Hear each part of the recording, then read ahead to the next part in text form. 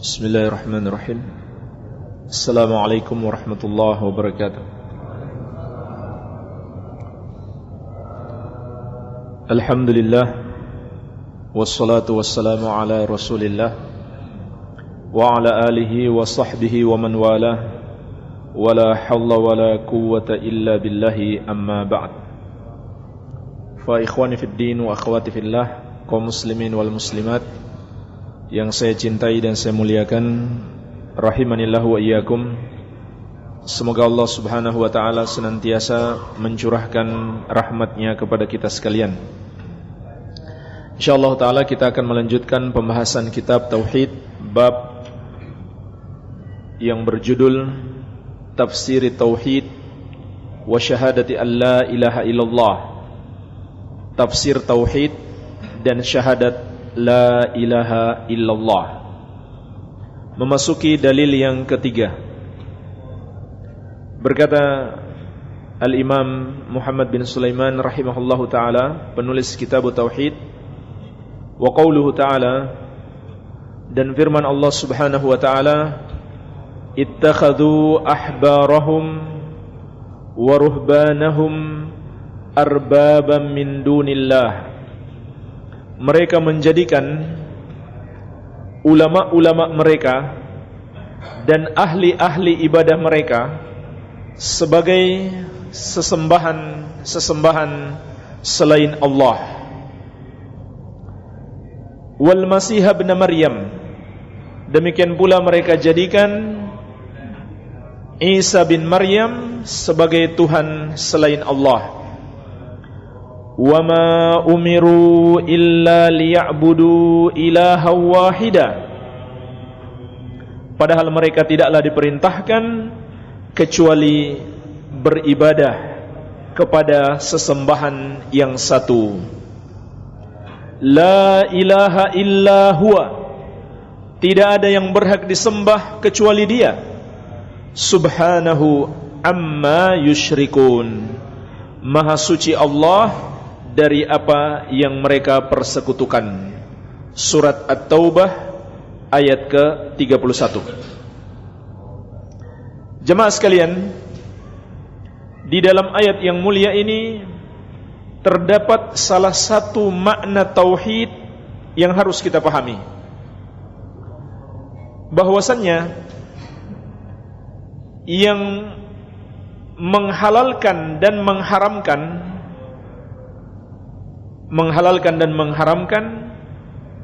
hanyalah hak Allah subhanahu wa ta'ala. Ini pelajaran yang pertama yang bisa kita petik dari ayat yang mulia ini. Yang boleh menghalalkan dan mengharamkan hanya Allah tabaraka wa ta'ala. Dan tidak boleh kita menaati makhluk dalam penghalalan apa yang haram atau pengharaman apa yang halal. Inilah pelajaran pertama yang bisa kita petik dari ayat yang mulia ini. Kenapa bisa kita pahami demikian? Sebab ketika ayat ini dibacakan oleh Rasulullah SAW, ada seorang sahabat yang dahulunya seorang Nasrani, seorang yang beragama Kristen, kemudian menjadi mu'allaf. Beliau adalah sahabat yang mulia Adi bin Hatim At-Ta'i radhiyallahu anhu. Diriwayatkan Imam At-Tirmidzi, tatkala Rasulullah SAW membaca ayat ini, maka beliau berkata, ya Rasulullah, lasna na'buduhum. Wahai Rasulullah, kami tidak beribadah kepada mereka. Mereka di sini maksudnya adalah ahli-ahli ibadah Nasrani, para pendeta Nasrani. Jadi sahabat ini heran, kenapa dalam ayat itu dikatakan kami menjadikan para pendeta kami sebagai Tuhan selain Allah. Ulama menjelaskan ahbar, makna ahbar di dalam ayat ini artinya ulama, maksudnya ulama Yahudi. Sedangkan ruhban adalah ahli ibadah, maksudnya para pendeta Nasrani. Jadi ayat ini berbicara tentang salah satu bentuk kesyirikan orang-orang Yahudi dan Nasrani. Apa kesyirikan mereka? Orang Yahudi menjadikan ulama mereka dan orang Nasrani menjadikan pendeta mereka sebagai Tuhan-Tuhan selain Allah. Maka ketika ayat ini dibacakan, sahabat yang mantan Nasrani ini merasa heran. Seraya beliau bertanya, "Ya Rasulullah, kami tidak pernah beribadah kepada pendeta kami. Kalau beribadah kepada Yesus, iya betul. Tapi kepada pendeta kami tidak melakukan." Maka Rasulullah SAW kemudian balik bertanya, "Alaisa yuhilluna lakum ma harramallah fatuhillunahu wa yuharrimuna ma ahallallah fatuharrimunahu?" Bukankah para pendeta kalian menghalalkan untuk kalian apa yang sebenarnya Allah haramkan? Dan bukankah mereka menghalalkan untuk kalian apa yang sebenarnya Allah haramkan? Kalian pun ikut-ikutan menghalalkan apa yang Allah haramkan dan mengharamkan apa yang Allah halalkan demi untuk mengikuti para pendeta tersebut. Qala bala, kata sahabat ini, betul, memang seperti itu. Maka Nabi SAW bersabda, fatilka ibadatuhum. Maka itulah yang dimaksud beribadah kepada mereka. Iya. Maka jamaah sekalian, di dalam ayat ini terdapat penjelasan tentang kesyirikan dua jenis orang.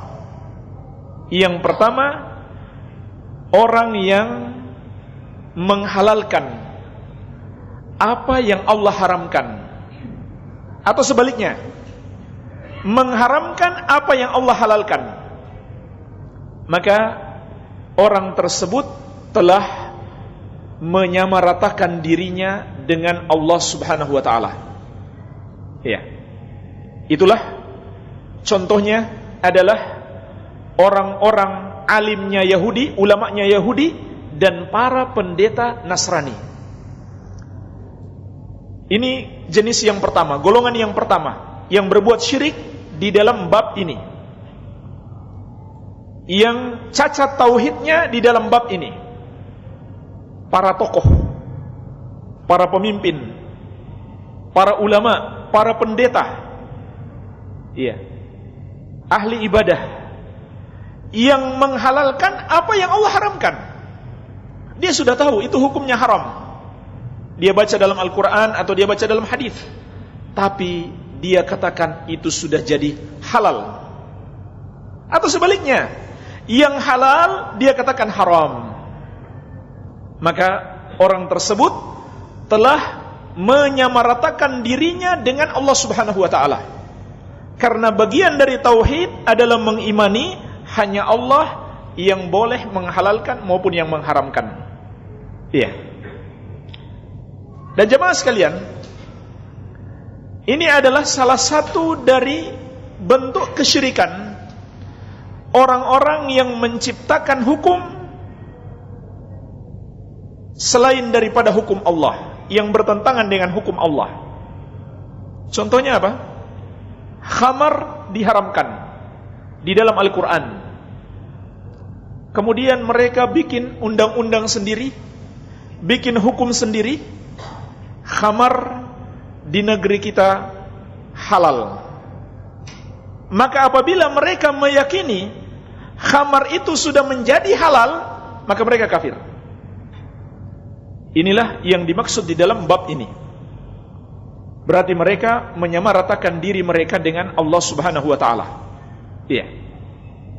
Tetapi kalau mereka mengeluarkan undang-undang boleh jual beli khamar, walaupun mereka yakin hukumnya masih tetap haram, hukumnya enggak berubah.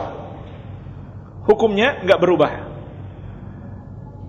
Hanya alasan-alasan duniawi. Seperti pingin dapat pemasukan yang lebih banyak. Apakah itu dari pajak atau untuk menyerap tenaga kerja. Itu alasannya. Namun mereka yakin itu tetap haram. Maka ini adalah dosa besar, tidak sampai pada tingkatan kekufuran. Jadi jamaah sekalian, harus kita bisa bedakan. Iya. Ada orang minum khamar dan dia yakin ini sebenarnya haram, maka dia adalah pelaku dosa besar. Ada pula orang yang minum khamar, dia tahu sebenarnya haram, tapi dia rubah keyakinannya, ini sudah halal bagi saya. Ini sudah halal bagi saya. Ya. Walaupun dia mengklaim saya sudah sampai derajat wali. Ya. Khamar itu hanya haram di tingkatan syariat. Saya sudah tingkatan hakikat atau ma'rifat. Maka dia termasuk orang yang melakukan dosa terbesar, yaitu syirik, kufur kepada Allah. Dan itu bukan wali. Bukan wali Allah, melainkan wali syaitan. Ya. Jadi kalau dia minum khamar, kemudian dia katakan ini sudah halal bagi saya, padahal dia tahu haram, maka dia kafir. Bahkan jamaah sekalian, dia tidak minum sekalipun kalau keyakinannya yang haram ini sudah jadi halal, tetap dia kafir. Jadi masih lebih baik yang minum dan tetap meyakini itu haram. Ya, ini kalau mau ditimbang-timbang, mana yang lebih baik? Enggak minum khamar tapi yakin itu sudah jadi halal, dibanding orang yang minum khamar tapi masih yakin itu haram. Ya, yang pertama dosa besar, yang kedua kekufuran. Jadi tentu yang termasuk kekufuran dan kesyirikan itu lebih besar dosanya. Ya, ini harus kita bisa bedakan antara dosa besar dan kekufuran, padahal dosanya sama terkait dengan khamar misalkan. Oleh karena itu jamaah sekalian, yang dimaksud penghalalan di sini, penghalalan yang haram, itu bukan sekedar karena dia melakukan, tetapi karena dia meyakini. Iya. Jadi nggak bisa kita ambil kesimpulan dia berzina berarti dia menghalalkan zina, dia minum khamar berarti dia menghalalkan khamar. Nggak boleh. Itu keyakinan Khawarij. Mereka meyakini orang yang sudah melakukan satu dosa itu berarti dia sudah halalkan dosa itu, sehingga mereka kafirkan. Ini kalau kita melakukan hal tersebut, maka kita terjerumus di dalam dosa pengkafiran terhadap seorang muslim. Jadi yang namanya itu dosa, sebanyak dan seberat apapun, kalau bukan dosa kesyirikan dan kekufuran, nggak bisa kita kafirkan orangnya. Ya, kita hanya bisa mengatakan dia adalah orang fasik, pelaku dosa besar, tapi tidak sampai pada tingkatan kekufuran. Ya, dan mengkafirkan orang tanpa ada bukti-bukti ilmiah, tanpa ada hujjah, ini ucapan yang berat. Kata Nabi sallallahu alaihi wasallam, "Man qala li akhihi ya kafir, faqad ba'a bihi ahaduhuma." Siapa yang mengatakan kepada saudaranya wahai kafir, maka ucapan tersebut akan kembali kepada salah satu dari keduanya. Iya. Jadi inilah salah satu bentuk kekufuran, berhukum dengan selain hukum Allah disertai dengan penghalalan apa yang haram. Kalau tidak disertai dengan penghalalan apa yang haram, maka tidak sampai pada tingkatan kufur akbar, melainkan kufur asgar. Ya, sebagaimana sahabat menafsirkan firman Allah, "Wa man lam yahkum bima anzalallah fa ulaika humul kafirun." Barang siapa yang tidak berhukum dengan apa yang Allah turunkan, mereka itulah orang-orang yang kafir. Maknanya adalah kufrun duna kufrin, kufur asgar, kufur kecil. Para sahabat mengatakan itu bukan seperti orang yang kafir kepada Allah, kepada malaikatnya, dan kepada rukun-rukun iman yang lain, melainkan kufur kecil. Kenapa? Karena ayat itu sebenarnya, surat Al-Maidah ayat 44 itu sebenarnya asal turunnya, sebab turunnya adalah berbicara tentang kekafiran Yahudi dan Nasrani. Ya, kalau kita hubungkan dengan ayat ini, maka pas. Yang dimaksud di situ adalah Yahudi dan Nasrani atau kaum musyrikin secara umum. Maka ketika ayat ini mau kita hukumkan kepada kaum muslimin, dia berubah menjadi kufur asgar, kufur kecil. Maka dari sini dapat kita pahami, orang yang mengkafirkan pemerintah atau mengkafirkan siapa saja karena tidak berhukum dengan syariat Allah, mereka beda pemahamannya dengan para sahabat. beda dengan pemahaman yang benar, pemahaman Ahlus Sunnah wal Jamaah, yaitu pada asalnya itu adalah kufur asgar, kecuali kalau terjerumus di sini, yaitu dia menghalalkan apa yang haram. Sesuatu yang tadinya haram dia yakini sudah menjadi halal, maka barulah dia menjadi kufur akbar. Ada dua lagi, jadi semuanya ada tiga. Orang yang berhukum dengan selain syariat Allah pada asalnya kufur asgar, tetapi bisa saja masuk kepada kufur akbar kalau terjerumus pada satu dari tiga perkara. Yang pertama, inilah yang kita bahas, apabila dia meyakini yang haram itu sudah menjadi halal, atau sebaliknya yang halal sudah menjadi haram. Iya, ini yang pertama.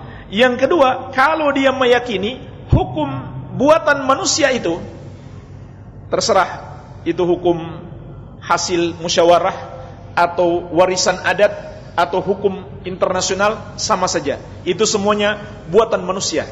Kalau kemudian bertentangan dengan syariat Allah, lalu dia meyakini kedudukannya sama dengan syariat Allah, kita bebas memilih, terserah kita, kedudukannya sama, maka dia juga kafir. Ini sampai pada tingkatan kufur besar, kufur akbar, bukan lagi kufur asgar. Kemudian yang ketiga lebih parah lagi. Dia yakin hukum buatan manusia itu lebih baik, lebih cocok, lebih pas di negeri kita katanya, atau lebih cocok di zaman kita dibandingkan hukum Allah. Maka dengan sebab keyakinan itu dia menjadi kafir, karena dia mengingkari firman Allah Subhanahu wa taala, "Wa man ahsanu minallahi hukman liqaumi yuqinun." Dan siapakah yang lebih baik hukumnya daripada hukum Allah bagi orang-orang yang yakin. Ya. Jadi kalau dia samaratakan hukum Allah dengan hukum buatan manusia, maka dia kafir. Apalagi kalau dia yakini hukum buatan manusia itu lebih bagus, lebih cocok, lebih pantas diterapkan di satu negeri atau di satu zaman dibanding hukum Allah Subhanahu wa taala. Ya.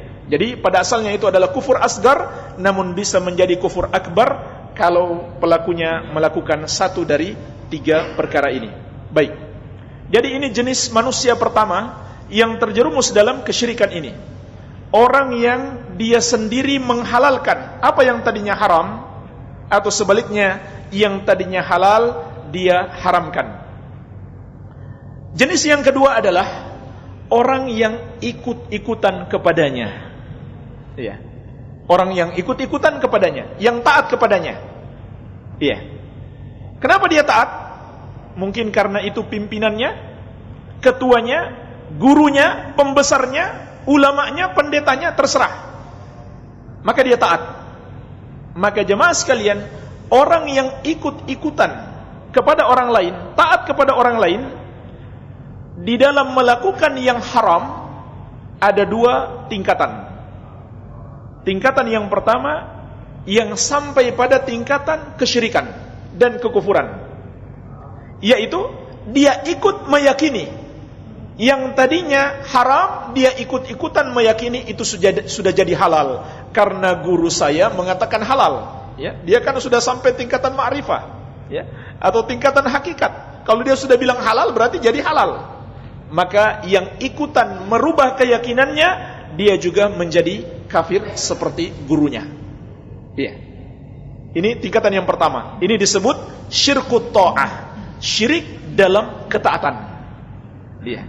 Ikutan guru, ikutan pemimpin, menghalalkan apa yang haram atau mengharamkan apa yang halal. Tingkatan yang kedua, dia sekedar melakukan karena takut atau segan kepada pimpinannya. Dia ikutan apa yang salah, apa yang haram tersebut, tapi dia masih tetap yakin itu adalah haram. Ya. Maka ini tidak sampai tingkatan kesyirikan, namun termasuk dosa besar. Kenapa? Karena dia lebih taat, karena dia taat kepada makhluk dalam perbuatan maksiat kepada Allah, sebagaimana Nabi sallallahu alaihi wasallam telah mengingatkan, la ta'ata li makhlukin fi maksiatil khaliq. Tidak boleh taat kepada makhluk dalam bermaksiat kepada Allah sang pencipta. Jadi jamaah sekalian, siapapun yang menyuruh kita, siapapun yang memerintahkan kita, kalau itu perbuatan dosa, maka tidak boleh kita lakukan. Meskipun orang yang kita muliakan, meskipun orang yang kita hormati, kalau kita tahu itu salah, maka tidak boleh kita lakukan. Iya. Namun para ulama juga menyebutkan, bisa jadi yang terjerumus dalam kesalahan ini seorang ulama mujtahid. Karena dia berijtihad, sebab dia tidak mendapatkan dalil, maka dia berijtihad dengan ilmu yang dia miliki, tapi dia salah berijtihad. Yang sebenarnya haram, karena dia belum tahu dalilnya, dia bilang halal. Maka orang seperti ini tentu tidak dikafirkan, karena dia mendapat uzur, bahkan dia mendapat satu pahala. Nabi SAW bersabda, "Idza ijtahadal hakim fa asab falahu ajran, wa idza akhta'a falahu ajrun." Kalau seorang yang mau mencari satu hukum, lalu dia berijtihad, lalu dia benar, dia dapat 2 pahala. Tapi kalau dia salah, dia dapat 1 pahala, karena dia ulama mujtahid. Ya, kebetulan dia berijtihad dalam hukum yang dia belum tahu dalilnya. Ya, bisa saja walaupun dia mujtahid, dia belum tahu satu dalil, atau dia belum tahu sisi pendalilan yang benar dari satu dalil, sehingga dia salah menentukan hukum yang sebenarnya haram, dia bilang halal. Maka tentu yang seperti ini sama sekali tidak dikafirkan. Tetapi ulama juga mengingatkan, orang yang ikut-ikutan kepada mujtahid ini, padahal dia sudah tahu salah, tapi dia masih ikutan, juga sama terjerumus di dalam dosa ini. Dia bisa saja masuk dalam kategori syirik atau dosa besar karena ikut-ikutan dalam hal yang diharamkan oleh Allah Subhanahu wa taala. Baik. Jadi ini 2 jenis manusia yang terjerumus dalam kesyirikan di dalam bab ini. Kemudian jemaah sekalian, ayat ini juga mengingatkan kita bahaya ikut-ikutan kepada orang-orang Yahudi dan Nasrani. Allah mengingatkan kita, ternyata yang menyesatkan orang-orang Yahudi dan Nasrani bukan orang dari luar agama mereka. Yang paling besar perannya ternyata bukan dari luar agama mereka. Justru orang-orang yang mereka paling muliakan, orang-orang yang paling mereka anggap, wah, dia paling dekat dengan Allah, dia yang paling terbaik di tengah-tengah kita, dia yang paling bertakwa. Ya, ahbar, ulama Yahudi, ruhban, ahli ibadah Nasrani. Justru mereka lah ternyata penyesat terbesar orang-orang yang mengikuti mereka. Ya, maka jemaah sekalian, yang menjadi penilaian, ini pelajaran penting yang bisa kita petik dari hadis dari ayat yang mulia ini. Yang menjadi penilaian kita jemaah sekalian, bukan nama besar, bukan banyaknya pengikut, tetapi penilaian yang terpenting adalah apakah orang itu mengikuti kebenaran atau tidak. Ini yang harus menjadi tolak ukur kita menilai seseorang. Apakah yang dia ajarkan sesuai dengan Al-Quran dan Sunnah atau tidak, sesuai dengan pemahaman Ahlus Sunnah wal Jamaah atau tidak. Jangan kita hanya memandang dia orang besar, dia orang pintar, kita seakan sudah enggak peduli, apapun yang diajarkan pasti benar. Inilah yang menyebabkan orang-orang Yahudi dan Nasrani terjerumus di dalam kesyirikan dan kekufuran. Iya. Jadi hati-hati. Kemudian pelajaran penting yang lainnya yang juga bisa kita petik dari ayat ini. Ini juga yang menyebabkan mereka tersesat sampai tingkatan yang sangat jauh. Yaitu apa? Adanya orang-orang yang berbicara tanpa ilmu. Ya, dia katakan ini halal padahal haram. Dia katakan ini haram padahal halal. Dia berani berbicara tanpa dia mengetahui dalilnya, tanpa dia mengetahui ilmunya. Maka akibatnya apa? Dia sesat, dan yang lebih berbahaya lagi adalah dia juga menyesatkan orang lain. Iya. Dan jemaah sekalian, orang-orang Nasrani itu dahulunya menyembah Allah Subhanahu wa ta'ala. Sejak kapan mereka menyembah Nabi Isa alaihi salam? Sejak ada orang-orang Sejak ada seorang yang mereka anggap sebagai pendeta mereka, yang mereka anggap sebagai orang yang tahu agama mereka. Yang pertama sekali mengajarkan kepada mereka adalah seorang yang bernama Paulus. Dialah yang pertama kali mengajarkan Nabi Isa itulah yang seharusnya kita sembah. Kemudian dia buat banyak-banyak alasan untuk membuat syubhat. Dia kan lahir tanpa ayah, dia istimewa, dia bisa menghidupkan yang mati. Padahal itu mukjizatnya, bukan karena kemampuannya, melainkan pertolongan dari Allah sehingga beliau bisa melakukannya, bisa menyembuhkan berbagai macam penyakit. Iya, itu syubhat yang mereka buat-buat untuk menyesatkan umatnya. Dan subhanallah, sampai hari ini ada berapa miliar manusia tersesat.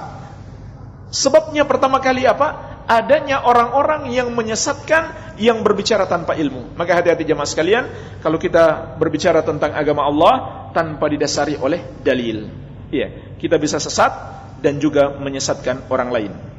Kemudian pelajaran lainnya yang bisa kita petik dari ayat yang mulia ini adalah bantahan terhadap orang-orang Nasrani dalam keyakinan mereka terhadap Nabi Isa alaihi salam. Karena di sini Allah mengatakan wal Masih ibn Maryam. Mereka menjadikan Nabi Isa bin Maryam sebagai Tuhan selain Allah. Padahal wama umiru illa liya'budu ilaha wahida. Mereka tidak diperintahkan kecuali untuk beribadah kepada sesembahan yang satu saja.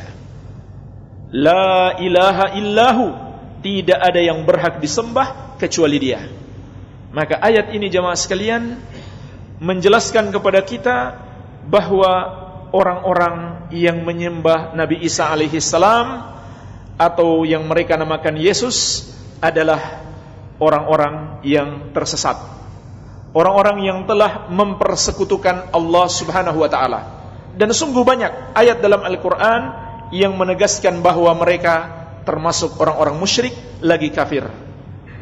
Di antaranya dalam firman Allah, laqad kafara alladziina qalu innallaha huwal Masih ibnu Maryam. Sungguh telah kafir orang-orang yang mengatakan sesungguhnya Allah itu adalah Isa bin Maryam. Iya, maka sangat aneh kalau ada seorang muslim kemudian membenarkan agama mereka. Iya, padahal di dalam Al-Qur'an sudah jelas-jelas menyatakan kesyirikan dan kekufuran mereka. Iya. Mereka juga adalah orang-orang yang mengatakan Allah memiliki anak. Dengan sebab itulah mereka menyembah anak Allah Subhanahu wa taala. Maha suci Allah dari apa yang mereka katakan. Jemaah sekalian, ucapan Allah memiliki anak dan kesyirikan mereka membuat Allah Subhanahu wa taala sangat murka. Sampai-sampai seluruh makhluk ikut menjadi takut dan ada yang marah. Ya. Dikatakan oleh Imam Mujahid, ketika mereka mengatakan demikian, para malaikat marah dan neraka jahanam juga sangat marah. Adapun makhluk-makhluk yang ada di bumi menjadi takut. Takut akan murka Allah, sebagaimana Allah sebutkan dalam surat Maryam mulai dari ayat 88. Wa qalu ittakhadar rahmanu walada. Mereka mengatakan Allah yang Maha Penyayang memiliki anak. Laqad ji'tum syai'an idda. Kata Allah, sungguh kalian telah mendatangkan sesuatu yang sangat mungkar. Takadu samawati yatafattarna minhu. Hampir-hampir langit pecah karena ucapan tersebut. Wa tanshaqqul ardu, dan bumi terbelah. Wa takhirrul jibalu hadda, dan gunung-gunung pun runtuh. Anda'u lirrahmani walada, karena mereka mengatakan Allah yang Maha Penyayang memiliki anak. Maka jemaah sekalian, ayat yang mulia ini menunjukkan kepada kita betapa besar kemurkaan Allah kepada mereka. Betapa besar kemurkaan Allah kepada mereka, betapa marahnya Allah kepada mereka yang mempersekutukan Allah dan mengatakan Allah memiliki anak. Dan itu juga menjadi peringatan bagi kita. Kita juga harus marah. Masa Allah marah kita enggak marah? Malah kita mencintai mereka, loyal kepada mereka, malah mau mendukung mereka untuk menguasai kaum muslimin, untuk dimuliakan sebagai seorang pejabat. Ini enggak masuk akal seorang yang beriman. Mana mungkin dia mencintai dan memuliakan orang yang dia tahu Allah murka kepadanya, orang yang telah melakukan penghinaan terbesar kepada Allah dengan mengatakan Allah punya anak. Subhanallah. Tidak mungkin terjadi orang beriman melakukan hal seperti itu, jemaah sekalian. Iya. Walaupun Allah Subhanahu wa taala tetap memberi rezeki kepada mereka, tetap memberi nikmat kepada mereka, tetapi Allah murka kepada mereka. Iya. Karena Allah juga memiliki sifat kesabaran. Allah murka, tapi Allah terus beri rezeki kepada mereka di dunia ini. Nanti azabnya di akhirat kelak. Dalam hadits Bukhari dan Muslim dari sahabat Abu Musa al-Asy'ari radhiyallahu anhu, kata Nabi sallallahu alaihi wasallam, la ahada asbaru ala adhan yasma'uhu minallahi azza wa jalla. Tidak ada yang lebih sabar tatkala mendengarkan kejelekan yang diucapkan atas dirinya melebihi Allah Subhanahu wa taala. Tidak ada yang lebih sabar. Ya. Innahu yushrak wa yuj'alu lahul walad. Karena Allah dipersekutukan dan mereka mengatakan Allah punya anak, summa huwa yu'afihim wa yarzuquhum. Kemudian dia masih memberikan nikmat kepada mereka dan memberikan rezeki kepada mereka. Ya. Ini menunjukkan betapa dahsyatnya kemurkaan Allah Subhanahu wa taala kepada orang-orang kafir. Makanya Allah tegaskan, ulaika hum syarrul bariyah. Mereka itulah seburuk-buruknya makhluk. Bagaimana mungkin seorang yang beriman menghina, memuliakan orang yang Allah murka, orang yang Allah hinakan. Iya.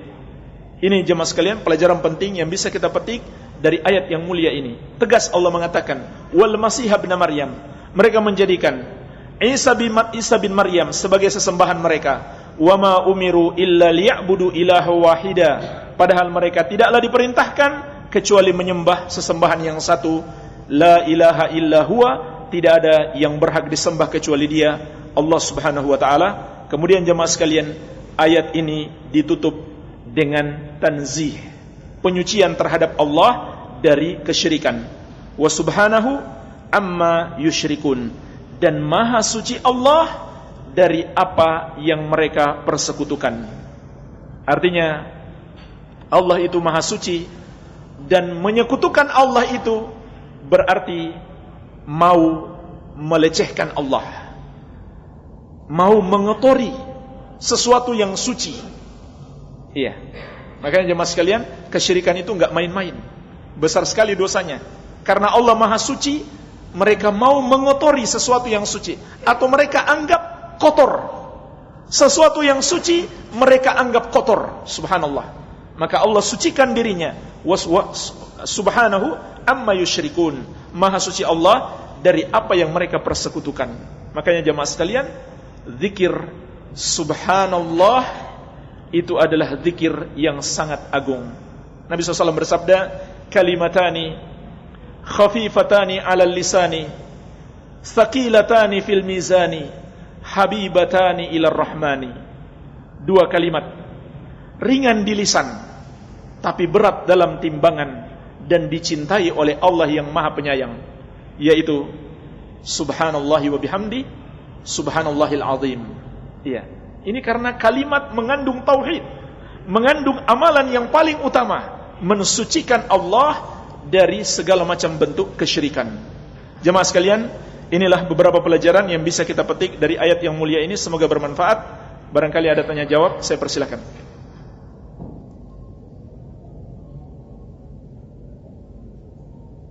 Silahkan kalau ada.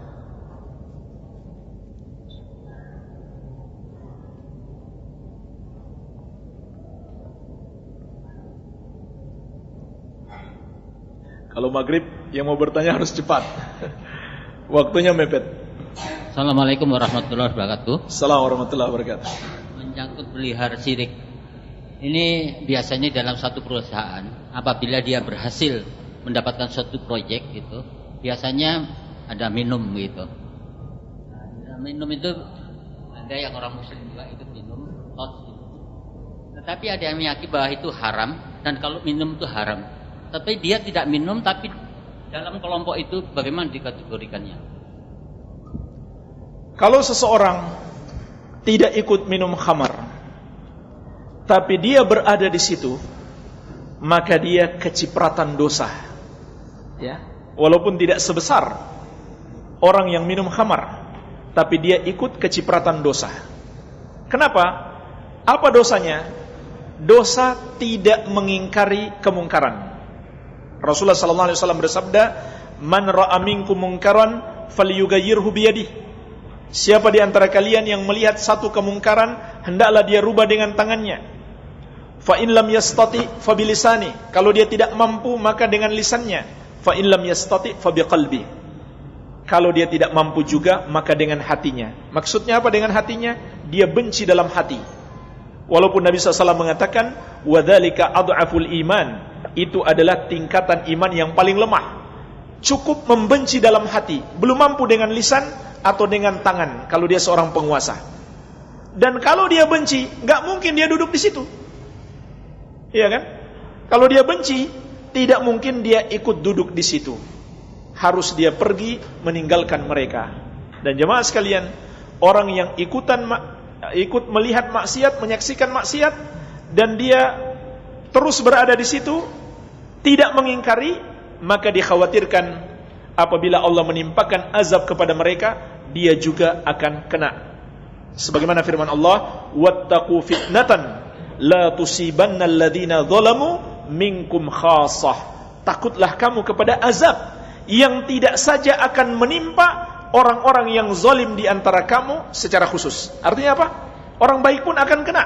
Maksudnya kalau mereka diam, tidak menegur orang-orang yang berbuat dosa tersebut. Iya. Wallahu a'lam. Ya. Masih ada waktu? Silakan.